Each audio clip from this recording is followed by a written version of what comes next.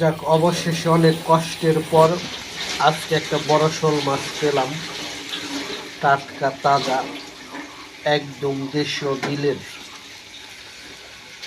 যেহেতু গ্রাম অঞ্চলে এখন পুকুর সেচতেছে, সেই ক্ষেত্রে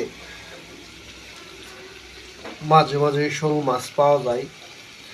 তো নিয়ে আসলাম, আসার পরেই বাসায় এনেই এটাকে ভুনা করার জন্য রেডি করলাম। বেগুন দিয়ে শোল মাছের বিরন, আশা করি ভালো লাগবে। যেহেতু দেশীয় মাছ এবং শোল মাছ আমার খুব প্রিয়, খুব ভালো লাগে।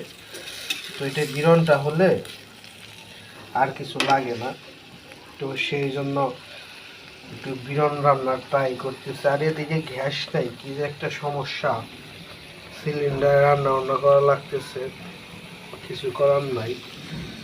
আর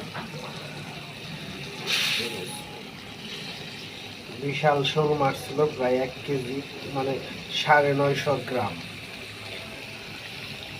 তো অনেকদিন ধরে ভাবতেছি শোল মাছ কিনবো। তো আজকে যে মামা আমাকে মাছ দেয়, মামা ফোন দিয়েছে, মামা একটা শোল মাছ আছে বড়, আপনি আসেন। পরে দ্রুত নিয়ে আসলাম এবং ঝটপট কেটে বিরন করতেছি, ভাল লাগবে।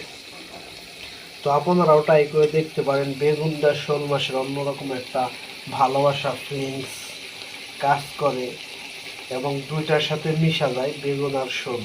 তো এটা বিরন হলে আর কোনো কথাই নেই।